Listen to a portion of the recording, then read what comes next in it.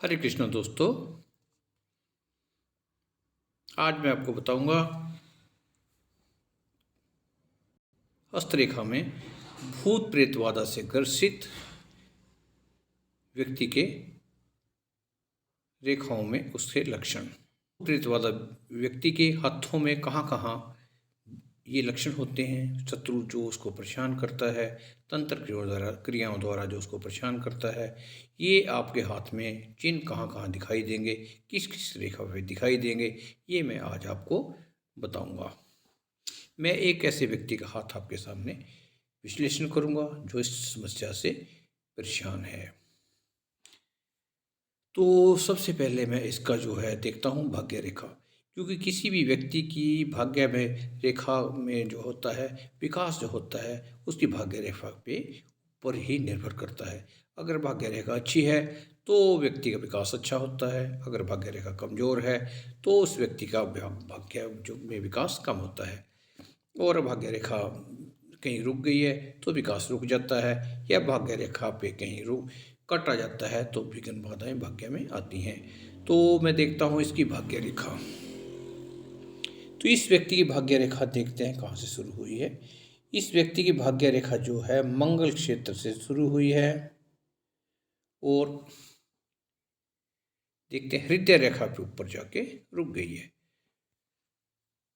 तो इसका मतलब ये है कि इस व्यक्ति का जो है प्रारंभिक जीवन संघर्ष में रहा होगा, क्योंकि इससे पहले इसकी भाग्य रेखा नहीं है।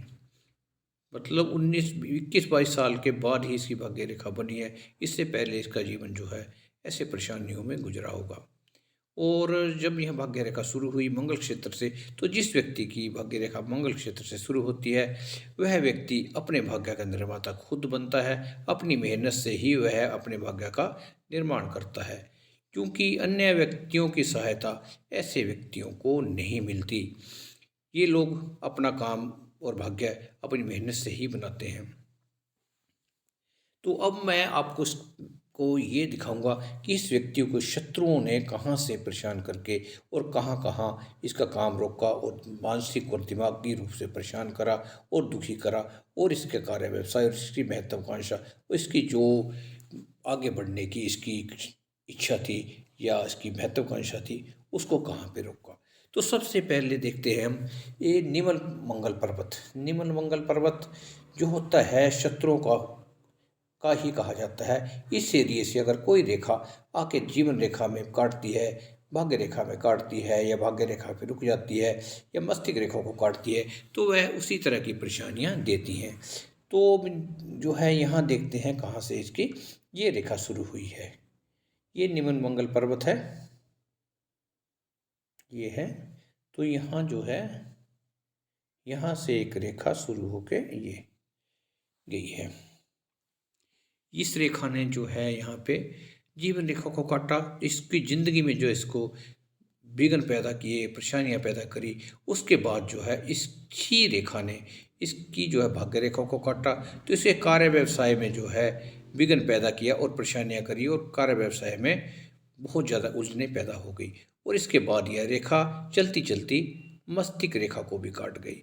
अगर यह रेखा मस्तिष्क रेखा को काटती है तो इससे क्या होता है, आदमी मानसिक रूप से बहुत दुखी होता है और परेशानियों का सामना करना पड़ता है और मानसिक रूप से वेदना सहन करनी पड़ती है। अब वो देखते हैं यहाँ पे एक जो है बिंदु है, ये इस तरह का बिंदु है और इसको जो है ऐसे वर्ग ने कवर किया हुआ है। इस जो बिंदु यहाँ पे बनता है आके, इसका मतलब क्या होता है, कोई रेखा अगर इस जगह बिंदु बना के वहाँ पे आके शत्रु भाव से यानी निम्न मंगल पर्वत से आके रुक जाती है, तो इसका मतलब होता है कि इस व्यक्ति की जो है बुद्धि की शक्तियाँ एक जगह केंद्रित हो गई हैं। इसका दिमाग जो है व्यवसाय में नहीं लगेगा, और ये जो जहाँ परेशानियों में होगा, परेशान होगा, तो ये काम धंधे में इसका दिमाग बिल्कुल भी नहीं लगेगा, एक ही जगह स्थिर हो जाएगा। और इसके साथ ये व्यक्ति उन्नति करना चाहता है। उन्नति कहाँ करना चाहता है, ये रेखा ऊपर को जा रही है यहाँ, लेकिन लेकिन इस रेखा को इस जो है रेखा ने यहाँ पे रोक दिया।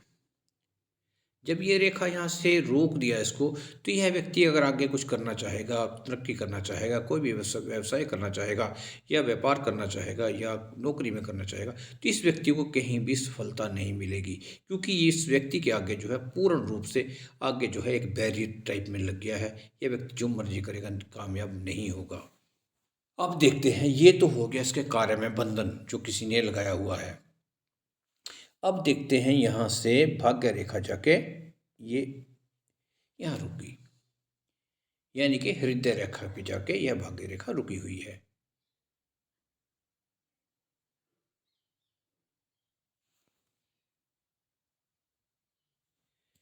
तो जब हृदय रेखा पे रुकती है तो ये जो होता है आदमी को मोह में डाल देता है कोई इंसान। ये तंत्र से ही होता है।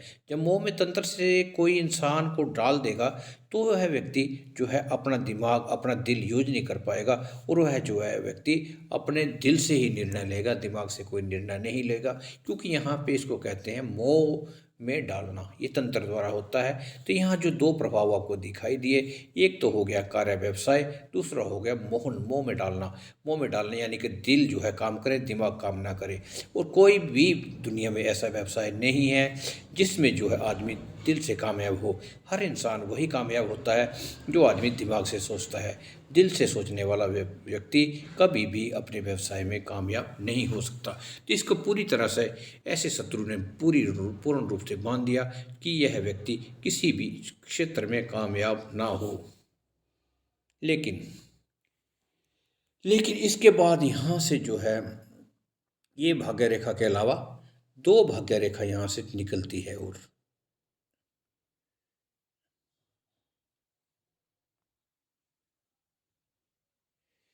जो दो भाग्य रेखा समांतर उसके ऊपर को जाती हैं, तो यह व्यक्ति इन परिस्थितियों से निकलने के लिए कोशिश करता है कि यहाँ से अन्य काम को करा जाए, या दो कामों में एक साथ संलग्न रहता है। उसे कुछ आंशिक सफलता भी मिलती है, क्योंकि वह व्यक्ति बहुत मेहनती होता है और बार बार प्रयास करता है और परिश्रम करता है। इसके साथ मैं दिखाऊंगा आपको इसकी सूर्य रेखा। अब देखते हैं कि इसकी सूर्य रेखा कहाँ से शुरू हुई है।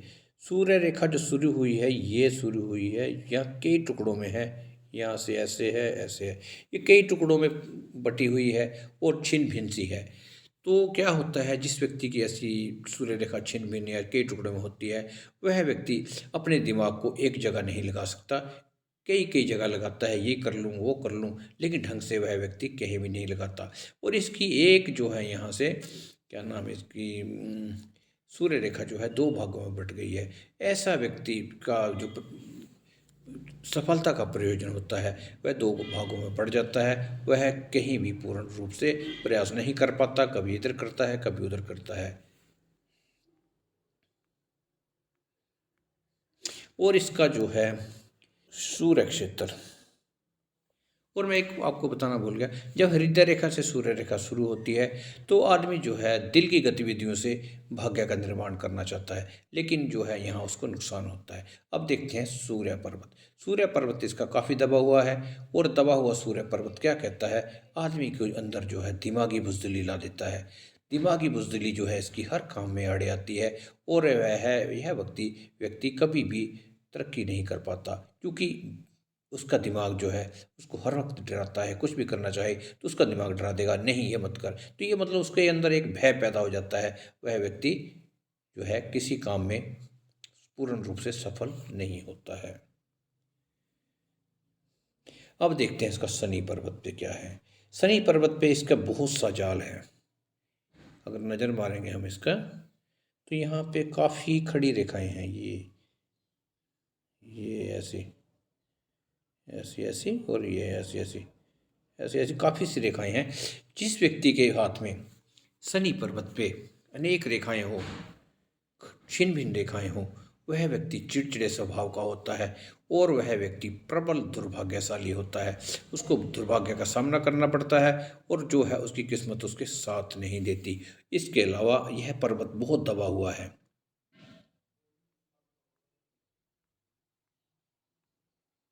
इसके अलावा इसका पर्वत यहाँ देखते हैं तो बहुत दबा हुआ है। ये दबा हुआ है, दबा हुआ पर्वत से क्या होता है, व्यक्ति जो है जीवन भर उसको काल्पनिक भय का डर लगा रहता है, ये हो जाएगा, वो हो जाएगा, ये शंकालु स्वभाव रहता है कि ऐसा हो जाएगा, ऐसा हो जाएगा। तो यह व्यक्ति कुल मिलाकर चिड़चिड़ापन जो है से परेशान रहता है, शंकालु से सब परेशान रहता है। तो यह व्यक्ति जो है एक मानसिक रूप से काफ़ी पीड़ित रहता है। अब देखते हैं इसका बुध पर्वत। बुध पर्वत इसका एक अच्छा माना जाएगा, क्योंकि बुध पर्वत जो है उभरा हुआ भी है और इसके अलावा इस पर्वत पे खड़ी रेखाएं भी हैं। किसी भी व्यक्ति के पर्वत पे खड़ी रेखाएं हों तो वह व्यक्ति के लिए वह पर्वत अच्छा सिद्ध होता है। तो बुध पर्वत इसके लिए एक अच्छा सिद्ध हुआ, क्योंकि बुध पर्वत पे खड़ी रेखा का होने का मतलब है ऐसा व्यक्ति जो है समझदार होगा, बुद्धिमान होगा, तर्कशील होगा और यह व्यक्ति नई नई योजनाएं बनाने में सफल होगा और उसमें जो है कार्य करके सफल भी होगा। लेकिन यहाँ इसको सूर्य साथ नहीं दे रहा है, तो ऐसे व्यक्तियों को सूर्य का उपाय करना चाहिए।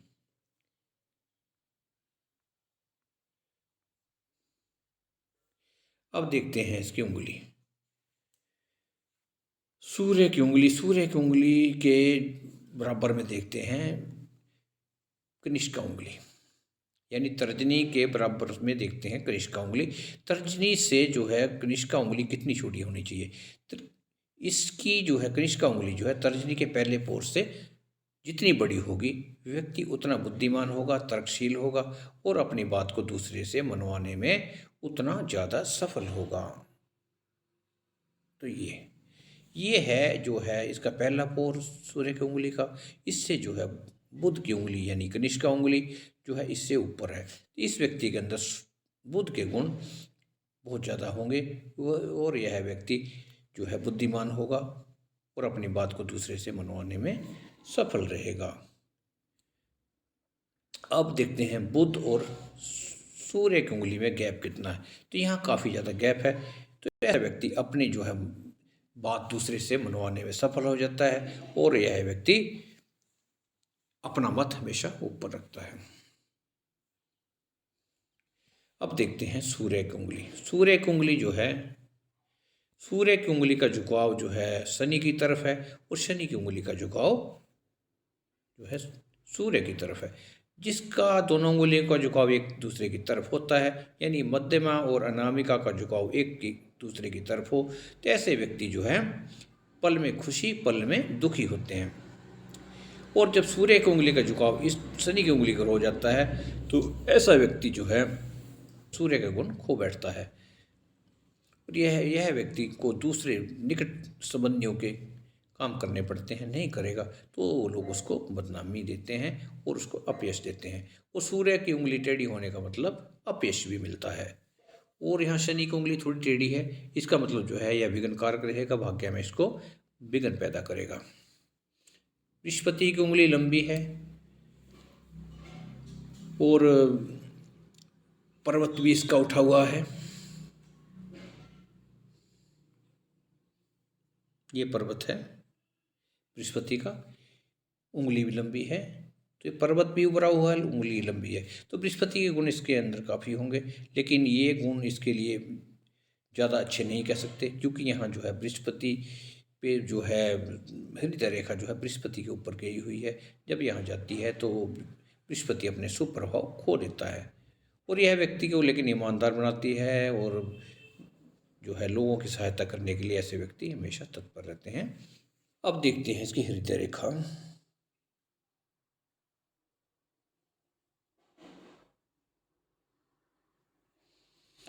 इसकी हृदय रेखा जो है गई है बृहस्पति पर्वत पे, तो यह इसके अंदर देवतुल्य गुण होंगे, देवताओं जैसे गुण होंगे और यह व्यक्ति अन्य व्यक्तियों की सहायता के लिए हमेशा तैयार रहेगा, लेकिन इसकी सहायता कोई नहीं करेगा, क्योंकि यहाँ जो सूर्य की उंगली टेढ़ी होने से इसको अपयश मिलेगा और सूर्य कमजोर होने से ऐसे व्यक्ति की जो है यश यानी कि प्रतिष्ठा को जो है अहमियत नहीं देते लोग, होती ही नहीं ऐसे व्यक्ति की प्रतिष्ठा।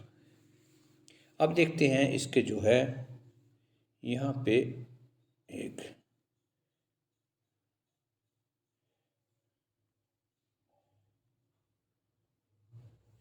यहाँ पे एक दीप चिन्ह बना हुआ है, हृदय रेखा के ऊपर एक दीप चिन्ह है।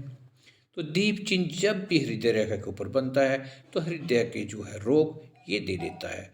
तो ये रोग कब देगा, ये लगभग ये मान के चलो कि यहाँ पे जो है इसके नीचे है, तर्जनी के अनामिका के नीचे है, तो अनामिका के नीचे होने से यह व्यक्ति को लगभग 50 वर्ष की आयु में हृदय रोग होने की संभावना रहेगी और यह व्यक्ति 4 साल के आसपास इससे पीड़ित रहेगा, उसके बाद ठीक हो जाएगा। अब देखते हैं इसकी मस्तिष्क रेखा। मस्तिष्क रेखा इसकी कहाँ से शुरू हुई है, ये हुई है निमन मंगल पर्वत से। और निमन मंगल जो पर्वत से शुरू होके ये है, ये जा रही है चंद्रबिंब की तरफ ढलवा, यहाँ से ये। जिस व्यक्ति की मस्तिष्क रेखा निमन मंगल पर्वत से शुरू होके चंद्र की तरफ ढलवा जाती हो, और निमन मंगल पर्वत से मस्तिष्क रेखा का शुरू होना का मतलब है कि वह व्यक्ति मंगल की दृढ़ता खो बैठता है, उसके अंदर मंगल की दृढ़ता निडरता ये सब गुण जो है इसके लुप्त हो जाते हैं और वह व्यक्ति एक अस्थिर मति बन जाता है और उस व्यक्ति के अंदर जल्दबाजी, उतावलापन, अधीरता, व्याकुलता जैसे मंगल के अवगुण हो जाते हैं। और यह मस्तिष्क रेखा जो जा रही है निम्न मंगल पर्वत से शुरू होकर चंद्र की तरफ, तो ऐसा व्यक्ति काल्पनिक होगा, सोच सोच के काम करेगा। तो ये जो है इसकी मस्तिष्क रेखा का प्रभाव है। अब दिखाते हैं हम आपको इसकी जीवन रेखा। जीवन रेखा जो है ये चली है और ये यहाँ से ये,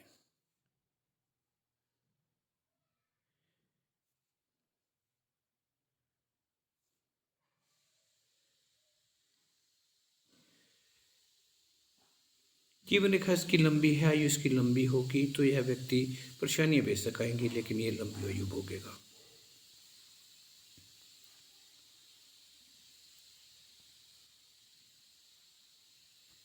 इसके साथ ही मैं आपको इसकी कुंडली के बारे में बता देता हूँ। इसकी जब बुध दशा शुरू होती है तो यह व्यक्ति जो है आर्थिक रूप से काफ़ी नुकसान उठाता है, क्योंकि बुध जो है इसकी जन्म कुंडली जो है धनु लोगन की कुंडली है और धनी लोगन की कुंडली में द्वितीय भाव में शनि है, केतु है और सप्तम भाव में इसका चंद्र है, अष्टम भाव में मंगल राहु है और एकादश भाव में सूर्य बुध और शुक्र है। तो जब इसकी बुध की दशा शुरू होती है तो धनु लगन की कुंडली में क्या होता है, बुध एक मार्केश माना जाता है। और क्या होता है, धनु लगन जो भी होता है शुभ लगन होता है, लेकिन इसमें क्या होता है, शुभ ग्रह जो है का स्वामी बुध 2 जगह का हो जाता है। जो कहाँ का होता है, 7वें घर का और 10वें घर का। तो बुध यहाँ अशुभ प्रभाव ही देगा और मार्केश होने के कारण जब इसकी दशा चलेगी तो इस व्यक्ति को परेशानियों का सामना करना पड़ेगा। और ऐसे ही हुआ, जैसे इसकी बुध दशा शुरू हुई इस व्यक्ति को आर्थिक रूप से बहुत तगड़ा नुकसान झेलना पड़ा और यह व्यक्ति नुकसान पे नुकसान उठाता रहा। तो इसकी बुध दशा बहुत अशुभ रही और अष्टम भाव में मंगल राहु होने से, जहाँ अष्टम भाव को तांत्रिक प्रक्रियाओं का घर माना जाता है, मंगल राहु होने से तांत्रिकों ने इसको परेशान करा। और दूसरे घर में शनि अपने घर का होने के बावजूद भी इस व्यक्ति को शनि इसके नुकसान को नहीं रोक पाया। तो इसको अगर नुकसान से रोकना होता या अपने आप को बचाव करना होता तो ये इसको शनि का उपाय करना चाहिए था और यहाँ बुध को भी उपाय करना चाहिए था, सूर्य को और शुक्र का उपाय इसको कर लेना चाहिए था और मंगल राहु की यहाँ पे पूजा करनी चाहिए थी, केतु की भी यहाँ शांति और पूजा करवानी चाहिए थी। और अब जो है इसका लग्नेश जो है इसका तीसरे भाव में बैठा है। तो जब लग्नेश तीसरे भाव में बैठता है तो व्यक्ति को जीवन भर संघर्ष का सामना करना पड़ता है। तो ये इस कुंडली में दिखता है कि कैसे तंत्र मंत्र का प्रभाव से आदमी जो है कितना परेशान होता है, जिस व्यक्ति के हाथ में रेखाएं होती हैं उसको कितनी परेशानियों का सामना करना पड़ता है। तो आज के लिए दोस्तों बस इतना ही। अगर आपको मेरा ये वीडियो पसंद आए तो आप इसको लाइक, शेयर और मेरे चैनल को सब्सक्राइब करें। और अगर आपको अपनी कुंडली का विश्लेषण कराना हो, हाथ का विश्लेषण कराना हो, तो आप जो है मेरे व्हाट्सएप नंबर पे उससे संपर्क कर सकते हैं। धन्यवाद। हरे कृष्णा।